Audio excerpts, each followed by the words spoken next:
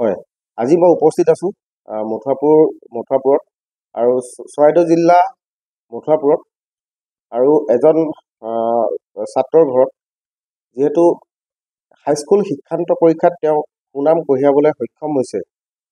6টাকৈ বিষয়ত তেওঁ letter mark ল'বলৈ সক্ষম হৈছে আৰু মই তেওঁৰ লগত তেওঁৰ মন্তব্য অলপমান ল'বলৈ চেষ্টা কৰি মোৰ কেমেৰা পাৰ্চনক অনুৰোধ কৰিছোঁ তেওঁক অলপ দেখুৱাই দিবলৈ। ভাইটি, পোনপ্ৰথমে তুমি তোমাৰ পৰিচয়টো দিবা। হয়, নমস্কাৰ। মোৰ নাম শ্ৰী অৰ্ণৱ গগৈ। মোৰ পিতৃৰ নাম শ্ৰীযুত দিগন্ত গগৈ আৰু মাতৃৰ নাম শ্ৰীমতী অনু গগৈ। যিহেতু তুমি হাইস্কুল শিক্ষান্ত পৰীক্ষাত সুনাম কঢ়িয়াবলৈ তুমি সক্ষম হৈছা, তুমি কেইঘণ্টা ইয়াৰ কাৰণে পঢ়িছিলা? হয়, মই এনেদৰে ঘণ্টা চাই পঢ়া নাছিলোঁ। আৰম্ভণিৰে পৰা ভালদৰে পঢ়ি গৈছিলোঁ। আচলতে কিবা এটা শিকিবলৈ চেষ্টা কৰিছিলোঁ আৰু প্ৰি টেষ্টৰ পিছৰ পৰা মই অনুমানিক 10 ঘণ্টা 11 ঘণ্টা পঢ়ি গৈছিলোঁ। আচ্ছা, আৰু তুমি যিহেতু মেট্ৰিক পৰীক্ষা দিলা, কোন স্কুলৰ পৰা তুমি দিলা? মই শংকৰদেৱ শিশু বিদ্যা নিকেতন মথুৰাপুৰৰ পৰা হাইস্কুল শিক্ষান্ত পৰীক্ষা দিছোঁ।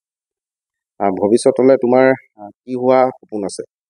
ভৱিষ্যতে মই এজন সুদক্ষ প্ৰশাসনিক বিষয়া হ'ব বিচাৰোঁ আৰু সেই লক্ষ্যত আগুৱাই যাম আৰু সময়ে নিশ্চিত কৰিব কিমানখিনি সফলতা লাভ। হয়, আৰু আমি জনাত তুমি পঢ়াৰ লগতে যিসকল বাদ্যযন্ত্ৰৰ লগতো তুমি জড়িত। তুমি কেনেধৰণে মানে কোনখিনি বাদ্যযন্ত্ৰ ভালদৰে বজাব জনা বা তুমি ক'ত ক'ত কেনেকৈ প্ৰগ্ৰেম কৰা তাৰ ওপৰত অলপ ক'বা নেকি?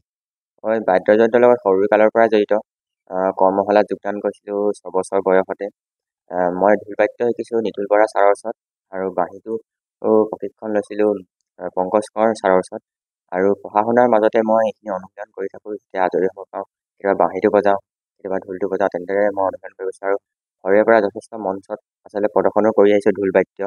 আৰু বৰ্তমান মই নেগাৰা, বাঁহী, ঢোল এই বাদ্যকেইটা বজাব। আৰু যিহেতু তুমি আজি ইমান সুনাম এটা কঢ়িয়াবলৈ সক্ষম হ'লা, তাৰ কাৰণে অশেষ মানে তোমাৰ ঢেৰ কষ্ট পৰিশ্ৰম হৈছিলে আৰু মা দেউতাও তোমাক বহুত লগ দিছে। তো মা দেউতাক কি ক'বা? হয়, মা দেউতাৰ কষ্টখিনি আচলতে ভাষাৰে বৰ্ণাব নোৱাৰিম। তেওঁলোকে যিখিনি কষ্ট কৰিছে, আচলতে পৰীক্ষা বুলিয়ে নহয়, যিকোনো ক্ষেত্ৰতে তেওঁলোকে সদায় মোক অনুপ্ৰাণিত কৰি আহিছে আগুৱাই যাবলৈ। আৰু সেয়ে মা দেউতাৰ কষ্ট আচলতে যথেষ্টখিনি কষ্ট কৰিছে তেওঁলোকে আৰু শিক্ষাগুৰুসকলে যথেষ্টখিনি সহায় কৰিছে এইখিনি। তো তোমালৈ ধন্যবাদ জনাইছোঁ। আৰু এয়া হৈছে